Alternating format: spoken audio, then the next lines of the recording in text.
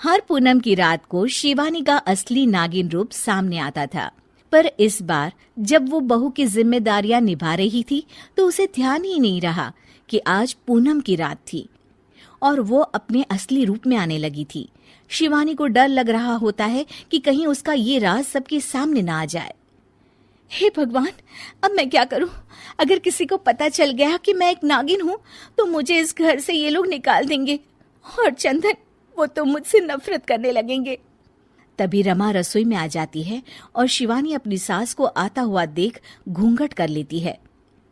बहू, तू यहाँ क्या कर रही है इतनी देर से? तभी रमा देखती है कि शिवानी ने घूंघट किया होता है। अरे बहू, ये तूने अचानक से घूंघट क्यों कर लिया? कुछ नहीं सासू माँ, वो मेरी ना सहेली का फोन आया था अभी। हाँ तो उसने कहा कि आज पूनम की रात है और आज की रात बड़ी ही खास है, तो अगर आप कोई मन्नत मांगो तो पूरी हो जाती है, लेकिन इस मन्नत को मांगने के बाद आपको अपना चेहरा किसी को नहीं दिखाना होता, इसलिए मैंने ये घूंघट किया है। अरे पर तूने तो मुझे इस बारे में कुछ नहीं बताया। हाँ मम्मी जी, मुझे माफ कर दीजिए, वो घर में सब मेहमान आने वाले थे तो मेरे दिमाग से ही ये बात निकल गई। शिवानी ऐसा कहकर अपने काम में लग जाती है। रमा मन में सोचती है, बड़ी ही अजीब सी बात है ये, ऐसी ऊट पटांग मन्नत कौन मांगता है भला? और शिवानी मन में सोचती है, बस कैसे भी करके 12 बजे तक मुझे अपने असली रूप को छुपाना है। अच्छा चलो फिर ऐसे ही चलो, मेरी सहेलियां जा रही हैं, उनसे विदा ले लो। ठीक है मम्मी जी, पर ये घूंघट।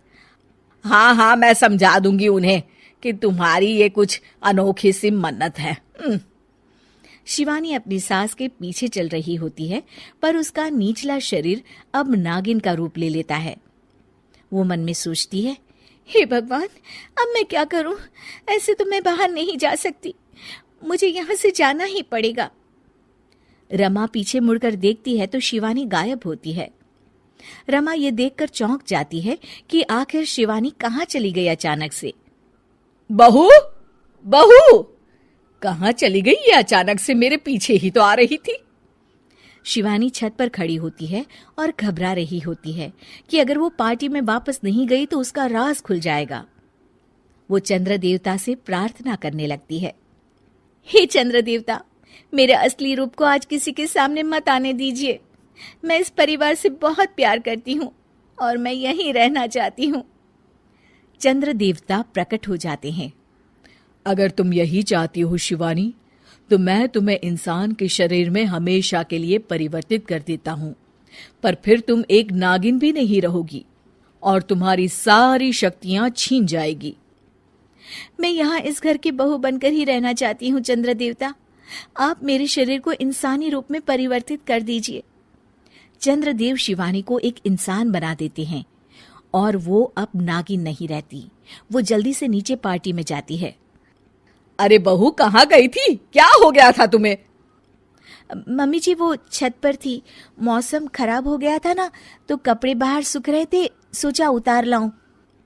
अरे बहू, यहाँ मेरी सहेलियां तुम्हारा इंतजार कर रही थी और तुम्हें कपड़ों की पड़ी है।